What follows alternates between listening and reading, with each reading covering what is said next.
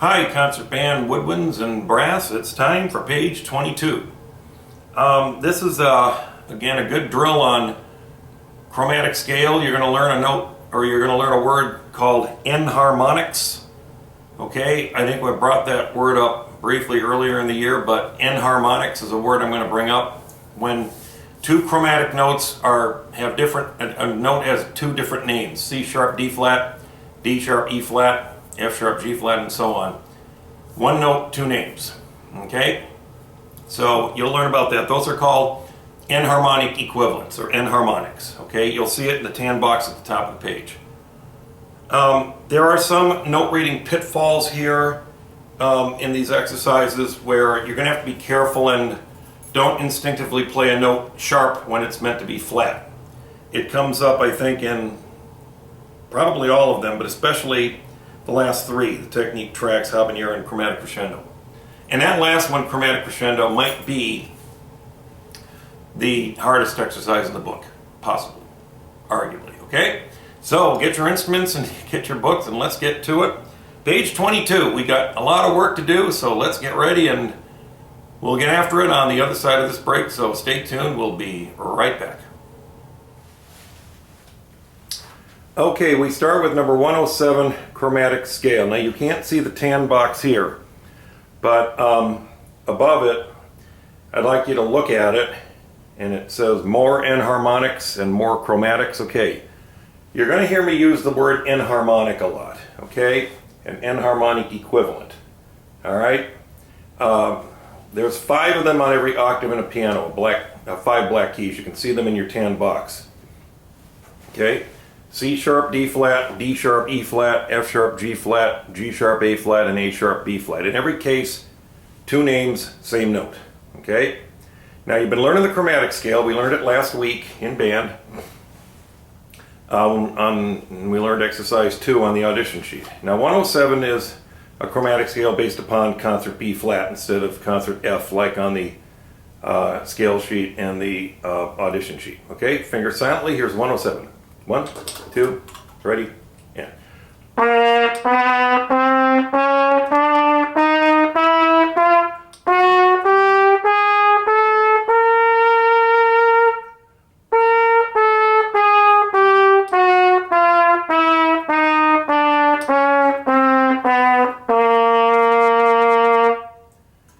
Second line, third note, be careful. In the trumpet book here it's marked F sharp, enharmonic, G flat.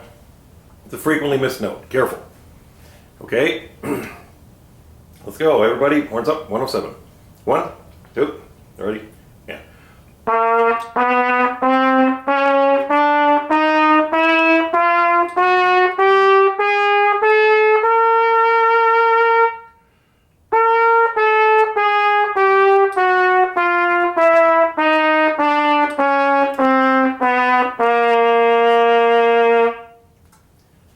Number 108, technique tracks. Okay? Again, watch your notes. Watch your chromatic and harmonic equivalents here. There we go. Ready? Oh, before we begin, I want to call your attention to the second line, first measure, second note. In the trumpet, it's a G flat here. Bop, bop, bop, bop, but it's frequently misplayed. Students will play that note sharp instead of flat. The second note is G flat, so that means for the clarinet, tenor sax, and bass clarinet, it's G flat. D flat for the alto sax and the bari sax, but it'd probably be E natural for the flute and the low brass, so you guys won't have that kind of issue. All right, fingers silently. Here we go. 108. 1, 2, listen, and.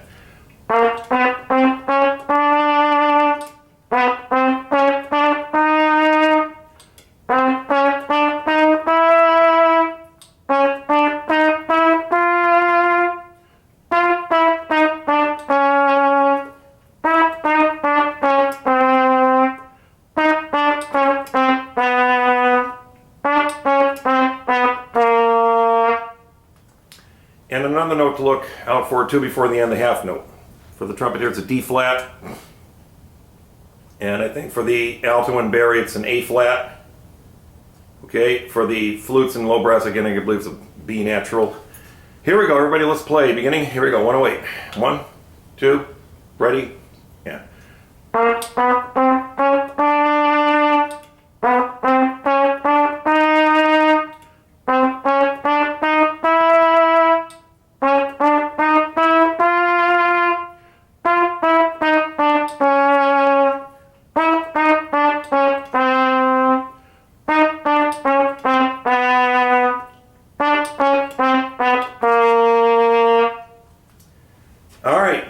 on and 2 to go. So we'll take a brief break and we'll get to the last 2 exercises.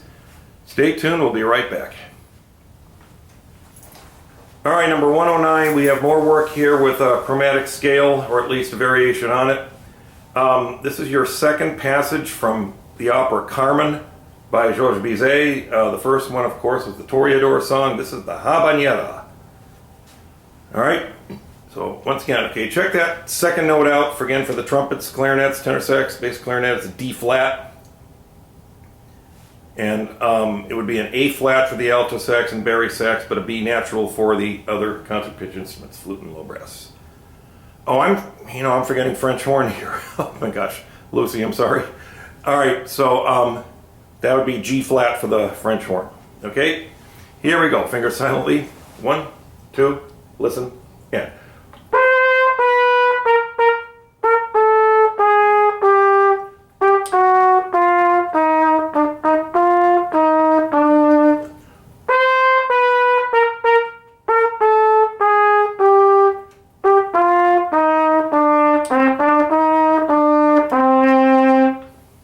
And don't take the repeat.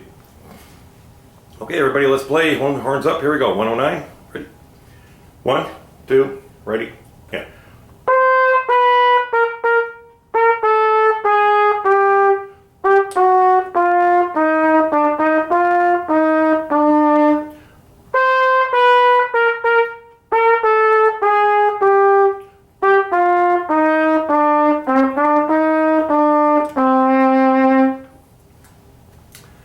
Okay, and finally, number 110, chromatic crescendo. All right, now this is a toughie. Maybe the toughest exercise in the book, possibly. Okay, now you've got the 6/8 rhythm that we learned last week. 1, 2, 3, 4, 5, 6, 1, 4. 1, 2, 3, 4, 5, 6, 1, 4. You've got the chromatic notes in the first measure, the second note and in the 6th note are the same. In the third measure, again, the second note and the 6th note are the same. All right, and then in the first measure of the second line, second note, 6th note are the same.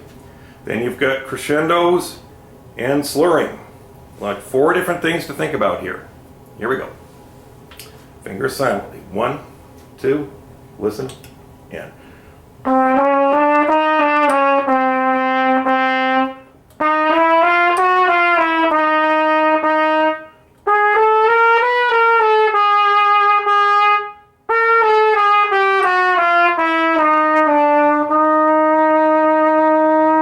Okay, we're going to ask you to finger silently once again. I think I misplayed the first 2 measures. So let's try that one again. Ready? Finger silently. Ready? And go.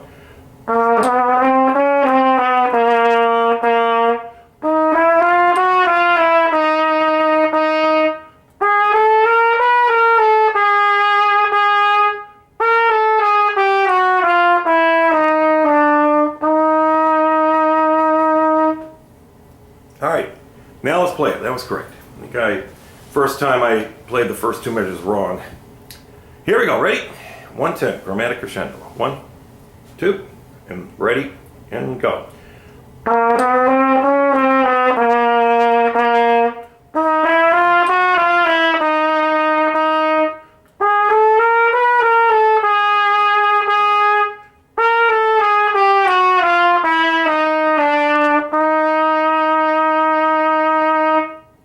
And a fermata on the last note. All right, that's it. We'll take a break and wrap this lesson up. Again, that last one will occupy most of your time this week. That is, unless you still owe a bunch of scales and what have you. So, all right, so we'll take a time out. We'll be back with the end of this lesson right after this. Okay, that's it for page 22. And again, it's a very interesting page, very challenging page. Once again, in harmonics, one thing I always like to say that might help students understand in harmonics better is to quote Shakespeare. Okay, from Romeo and Juliet. What's in a name? A rose by any other name would smell just as sweet. Okay, that's kind of how these black keys on a piano are treated. They're 2 names, 1 note. Okay, C sharp, D flat. If we took student A and told them to play C sharp, and student B told them to play D flat. Student C was blindfolded or their back was turned. And then we went to student C and they said, okay, student C, which note did student A play, a C sharp or a D flat? And student C's answer should be, I don't know. If students A and B both play those notes correctly, C sharp, D flat, they should not be able to, they're the same note. F sharp and G flat are the same note. Two names, one note. They're the same. G sharp, A flat, A sharp, B flat. Okay? Of all those 10 notes there, A sharp probably comes up the least.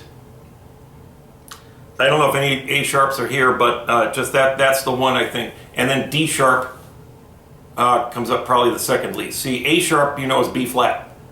D sharp you know is E flat. Okay? Just every one of those flat notes has a sharp equivalent. Every sharp note has a flat equivalent. Okay, let the tan box at the top of the page help you to understand. There's like 5 chromatic notes in each octave on a piano, and each of those 5 notes has 2 names. So there's 5 notes, 10 names total.